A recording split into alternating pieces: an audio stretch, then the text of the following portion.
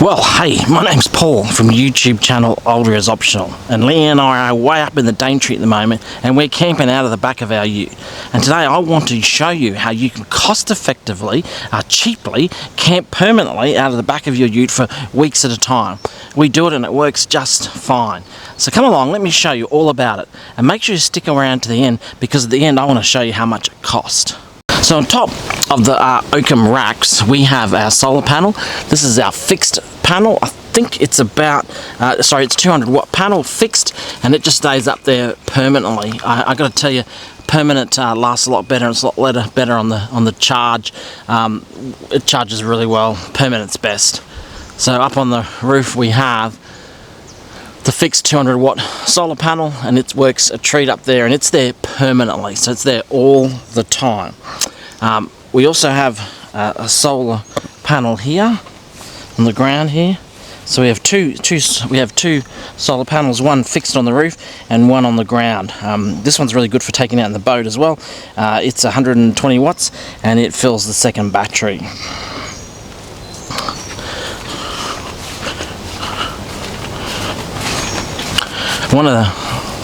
One of the recent purchases we've done is this Canopy. This Canopy is amazing. Wait till you see how much or how little it costs. So it has it has the frame that goes all the way around it, and then on top of the frame goes this vinyl. Now it just comes down. Oops. There we go. And zips shut all the way around, which gives us coverage inside. I got to tell you that it is 100% waterproof. It is extraordinary. I'm really pleased with this Canopy. Wait till you hear how much or how little it costs, but it does the job perfectly. Now also with the Canopy comes these roof racks as part of it. I'll tell you more about the costing, but essentially they're $100 more, brand new, $100 more to get the roof racks, and they're solid as, and the Gazebo sits on top of that when we're traveling. Okay, in the back here you will see the double drawers. These are just the King's doubles drawers. They are really good, just slides in and out. We put a lot of our camping gear in there. You'd be amazed how much we fit in those camping drawers. They are 1.3 meters all the way to the back. Basically takes up the whole tray. There's a little bit of room at the other end to put some storage, but these trays are 1.3 meters long. We have two, one on top of the other, and we also have this stainless steel bench top that it lifts off and sits in there when we're traveling. So you just can't do this by myself. That lifts off and sits in there while we're traveling, but when we pull up to camp, it's a great place. It's a great place to make your lunch, cook on, etc, etc. It's quite firm. That's been really handy. Quite like that. I advise that. We then have the cage around the fridge, so that's this thing here. Not 100% necessary, but we love it because it allows you to store stuff on top of the fridge. So the fridge fits in there, and it also protects the fridge from any unnecessary damage that could happen. This is the fridge, a 60 litre fridge. It's on the slide. You can see the slide there, and it just slides in and out. I won't do it there, but it slides inside the cage there, and that's how we have our fridge. It runs off the power of the batteries. I've shown you the solar, and we also have the fridge running off the batteries.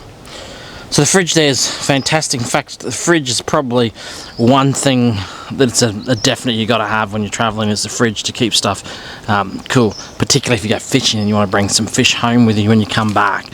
So that's the fridge. Now to power all this, you may say, how do you power all this?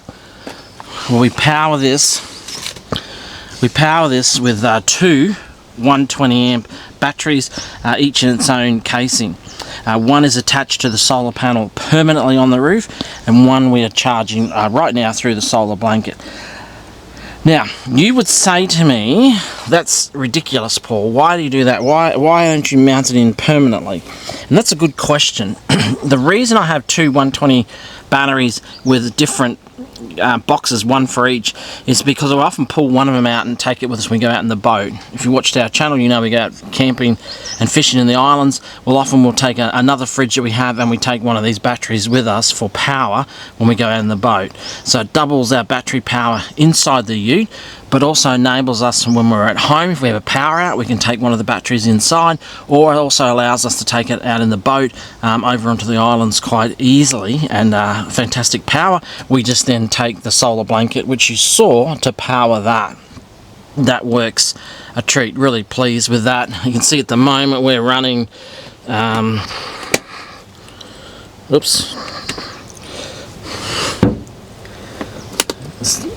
see, at the moment we're up to 13.6 volts in this one, and in this one 13.3. So, you know, the solar's coping really well. The only thing that we're really running permanently at the moment is the fridge. We then up into here have a 1000 watt inverter. That's just you wouldn't be surprised how often we do need to use that. We're not at the induction cooking stage yet, so it's 1000 watts, so it is limited to what it will work, but just for your basics it works fine. We have here a King's controller, solar controller, that works from the battery on the roof, that one there, and that controls the battery here with the solar. It's really good, this controller. I'm very pleased with it. Now you're saying, well, what happens with the blanket? How does it get controlled? The blanket runs into, I have a AC to DC charger on the side. I don't know if you can see it right down in there. It's right there. So the solar is coming from that cable across into there through the AC DC solar controller, and that then enables that then regulates the charge onto our second battery. Now, if we were to get a lot of overcast conditions, one of the things that we can do with that battery is that we can actually run it to the cigarette lighter in the car and charge it while we're driving. That's one of the big attractions to that AC to DC charger, is you can plug it into your cigarette lighter and charge that battery whilst you're driving. We haven't had to do it yet because we've had so much sun, but what I do is when I take that battery in the boat, I plug it into the battery running from the boat and charge it when we're driving.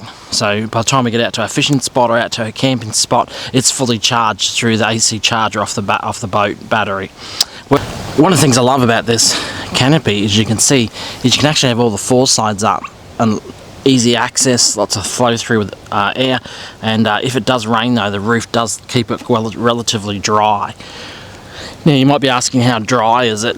Well, when I have the sides down, I would say to you it's 100% waterproof. It's quite extraordinary, far better than we ever envisaged, but yeah, it works. It keeps everything exceptionally dry. I would say almost the best it could be of 100% waterproof. Next is the swag. So swag, we have a King's double swag here. Great swag, lots of room.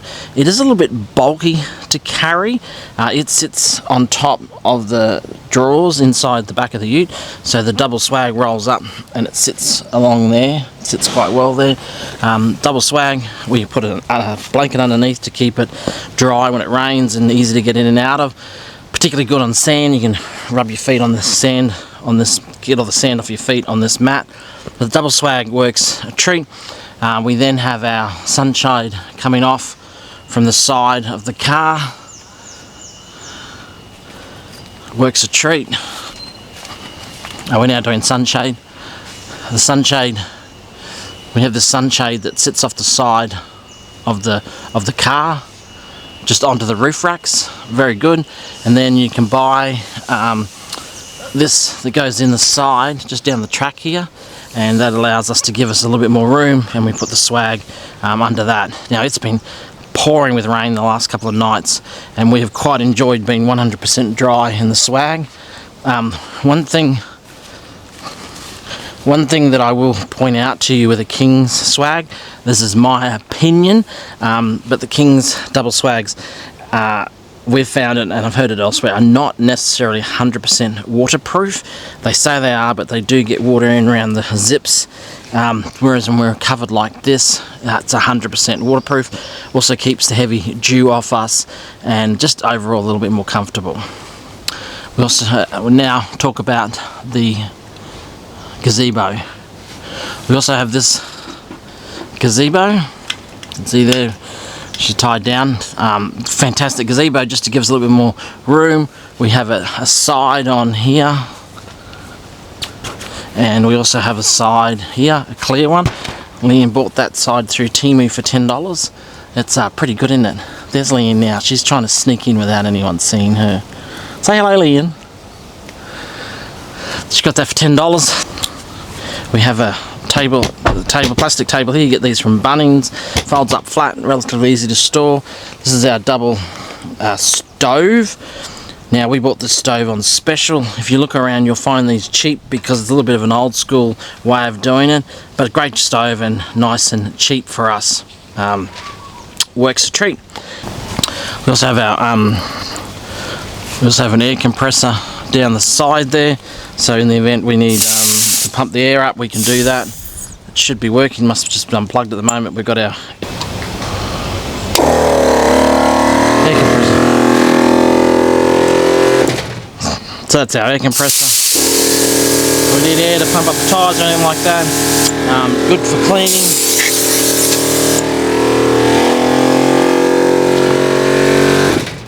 It's just an air compressor from King's that works the treat down there. Perfect spot for it. So you can see up on the roof here, we've got our canopy cover perfectly well. We've got our solar panel charger up there, our permanent one. Off the side is our shade cloth. There's our gazebo, and in here we have our fishing rod holder that just stores a couple of fishing rods there. What's really good with the fishing rod holder there, it's hidden by the sunshade, so you can't actually see it, so no one can steal it. That works really well there with our fishing rods sitting up out of the way, and we get to protect the tips, because often when you're traveling, it's the tips that get the most damage. And Starlink. One last bit of comfort, it's our no-brainer now, is Starlink. That Starlink works a treat. We have got perfect coverage here at the moment. We've watched all the footy. Going to watch the State of Origin tomorrow night. Starlink is amazing. If you haven't got Starlink, that is a Starlink Mini. Even as we drove up into the Daintree, where we didn't have a lot of phone coverage, we were running the Starlink inside our vehicle, and it worked a treat. We had full coverage for phone and internet coverage the whole way. I love that Starlink. It is an absolute winner. I can't encourage you enough if you want to get Starlink. The only thing I would say to you, if you want to run, the only thing that I would say about Starlink is if you want to run Starlink in your car, which is like we did, you can run it through your cigarette lighter, but you need to have, I can't remember, a decent size cigarette lighter. Buy this from JB Hi-Fi. They're about $80 to $90, but it will take the power that's required to run Starlink. I can't remember. I think it's 40 amp or something. If you talk to them at Starlink at the JB Hi-Fi, they'll be able to tell you, and you can run that through your cigarette lighter. Alright, I said to you at the beginning, hang around, I'd let you know the costs of everything. I've just got it all itemised. Let me go through that with you. The Ocam racks were $300. The solar panel, the fixed one, was $50. I bought that second hand. You can find all this stuff on Facebook Marketplace. That's how we did it, and you can find it substantially cheaper. Solar blanket was $200. That is 120 watts from King's. The canopy was $1,000 flat pack, so I had to build it. That took a bit of work. The canopy is $1,000, and if you want the roof rack's an extra $100. I thought that was really good value. The double drawers from King's in the back there, the drawers that come in and out, they were $2.99. The cage for the fridge was $129. The fridge itself was $300. The 120 amp lithium batteries, they were $329 each. The two boxes, we got the two boxes, one each. Remember, one I used in the boat, they were $80 each. The 25 amp to DC charger, I picked that up for $99 cheap on a special. The solar, that's the 25 DC charger solar regulator, 25 amp. That's the one you can plug into your cigarette lighter and charge the battery whilst you're driving. Also has a connection for solar to go into it as well. The solar regulator, the big one, that was $279. Fairly expensive, but it was good. I find it worth it. It gives you a lot of information that's really handy. The 1000 watt inverter was $99. The swag double was $129. The gazebo, the big blue gazebo, was $88. The car off the side here, the sunshade off the side that comes out, that was $88. The side that goes down is $30. The gas stove, we bought that on special for $99. The air compressor, the bzzz thing, that was $149. The table, plastic table, I get that from Bunnings, was $99. The floor mat you see underneath this, that was $60 each. And the fishing rod holder was $43. So all of that, excluding the Starlink, excluding that, was $4,500, $4,507. Now we've put that together over 4 or 5 years now, but everything we see that we can go away and self-sufficient, off-grid, can run everything we need to run, $4,500, which I've got to tell you, I think that's exceptionally great value, and I would challenge anyone to beat that for value. So if you have any questions, certainly send them in the comments. If you'd like to know where anything was from, ask away. More than happy to answer any questions and queries on how we turned our ute into an off-grid weapon. Have a great day, everyone.